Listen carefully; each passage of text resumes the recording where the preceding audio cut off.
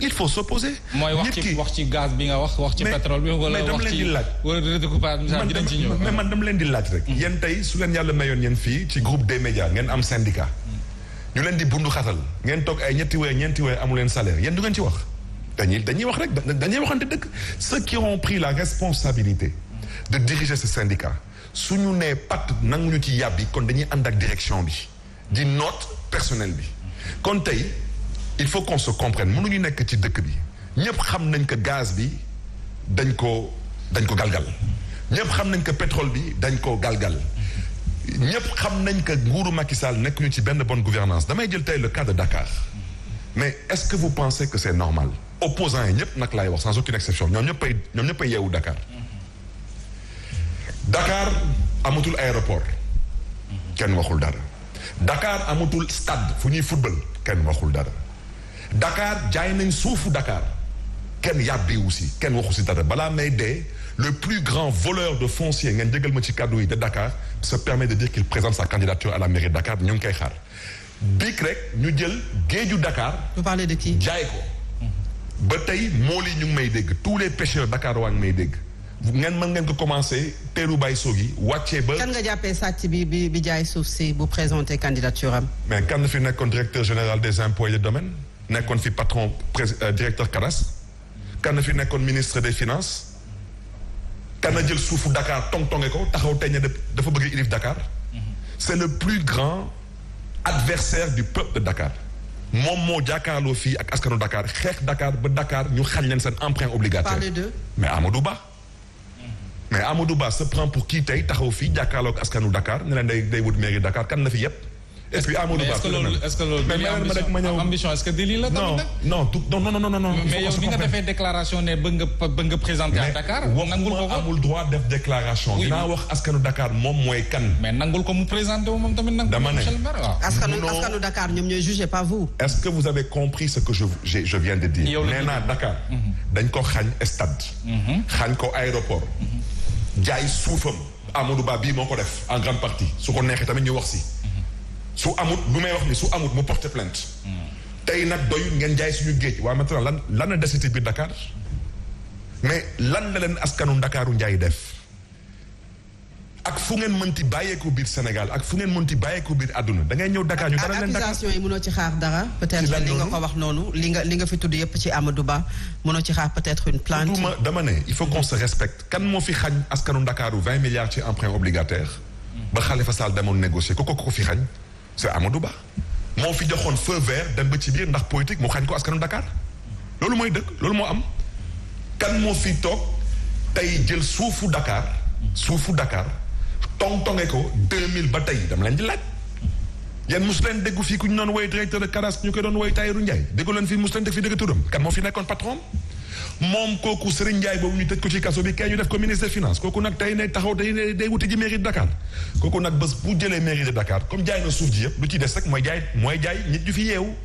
alors bu fekkee dañuy ñëw ci mairie de Dakar démb nga fësal quand même que ne candidat nga déjà fi nga choisir pour wax ko fa nga xamante ne moom mooy sa bërëb lan moo wundu loolu nga déclarer sa candidature est-ce que teelul nga déclarer candidature ak bërëb bi nga xamante ne foofu nga ko defee.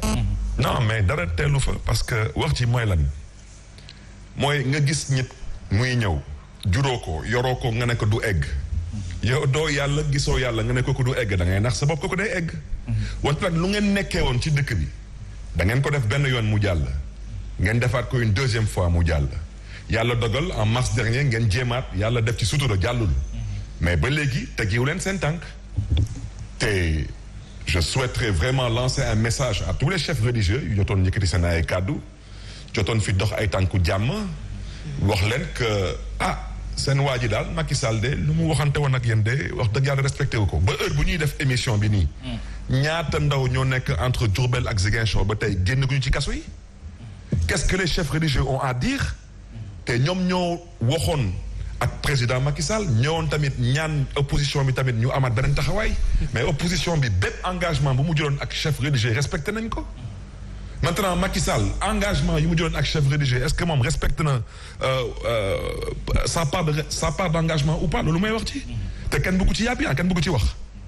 ba tey il y a des dizaines de Sénégalais yu nekk ci kaso bi ba tey ci lan ci exercer un droit constitutionnel ñaata Sénégalais ñoo ñàkk seen bakkan 15 Sénégalais da ngeen gis procureur wala doyen des juges def ci enquête balaa may dee ñu ne waaw non il faut respecter les Sénégalais.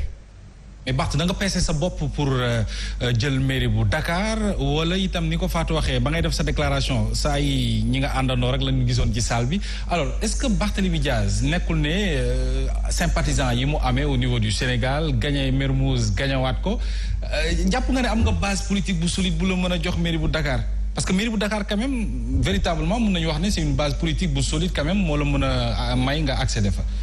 Saabu du fóot boppam. xam ngeen élection lu muy jar. ci xaalis vous avez une idée man awma xaalis may sànni ci mbalit bi kon nag su ma tegee suma candidature fas yéene wu ma financer suma campagne autrement que à travers ma sueur et mes amis te du ma sànni suma xaalis ci mbalit bi ça bu du faute boppam et je reviens à ce que j'ai dit la ville de Dakar n'est pas une fixation. mais on sentait venir que di nga présenter wu sa candidature à la ville de Dakar mais aujourd'hui mais wax ñu sax lan xam nga tamit war na mën a am lu la dee ba nga ñemeñ bëgg réclamer Dakar gagné ko alors lan la bu dee pour Khalifa Sall mooy sa base politique wax ñu bu dee itam da nga liggéey lu la war a mën a may nga nekk maire de Dakar ak sa ay militants wax ñu base politique boobu fan nga koy jëlee en fait. laaj leen président Macky Sall la tëgg élection rek loolu lu ci des wax dëgg yàlla. Je reviens à ce que j'ai dit que j'ai pas d'argent à jeter par la fenêtre je vais pas me présenter à une élection qui coûte des centaines de millions taxaw di ñàkk di ko ñàkk du ma ko def. ah oui donc boo présenté vous êtes sûr de remporter. sûr et certain. moo tax ñuy def lu ñuy def nii. mais est-ce que sa candidature lu ñuy def tey nii. mais Barth est-ce que sa candidature dañu ko waxtaanee au sein de Manko taxawu Dakar. ba nga jël parce que gis nañu démb ci sa conférence de presse le maire de Point E su ma juumul wala ak ki nga xamante ne moom moo nekk Grand Yoff ñoom la ñu fa gis yeneen maire yi nga xam ne ñoo nekk ci gox yi nekk biir Dakar gisuñu leen fa tey est-ce que vous avez le soutien de Manko taxawu. j'ai le soutien du peuple de Dakar te doy na ma sëkk. lu ci des yëpp ay caaxaan la man damay politique ñu may àndal nag yàlla moo boole ak ñoom suñu nekk càppaandaw bi c'est la politique. donc waxtaanee ko da nga jóg nii rek yow jël sa dogal. non s'il vous plaît je suis Barthélémy Diaz en toute modestie j'ai toute la légitimité nécessaire pour briguer la mairie de Dakar. te saabu du fa. waaw mais yaa ngi ci benn coalition aussi. ma sœur. soo ma seppi woon tey nga génne ma ci coalition bi saabu du fóot boppam moom laa lay wax su la neexee tamit lan nga bëgg a wax dara du ci des. su la neexee tamit nga togg ceebu jën. nga ñëw yekk ceebu jën bu amul jën. yaay xool koy lekk. kon da nga bëgg a wax ne boo génnee Manko dara du ci des. Ndeye Fatou man Dakar laa juddoo fii laa yaroo fii laa dëkk mais booy Dakar. man loolu rek doy na ma loolu identité la carte d'identité la. man du ma doxam dem. au-delà de Manko da nga am le soutien de l'opposition aussi. je ne suis dans aucun parti politique. il faut qu'on se comprenne structuré. je ne suis dans aucune coalition aujourd'hui organisée yor ay bureau yor amut. Khalifa Sall nag yàlla moo boole ak moom mu doon suma mag doon suma xarit ma nangul ko mu doon suma leader politique il faut qu'on se comprenne Khalifa Sall destin nekkul suma loxo suma destin nekkul ci loxom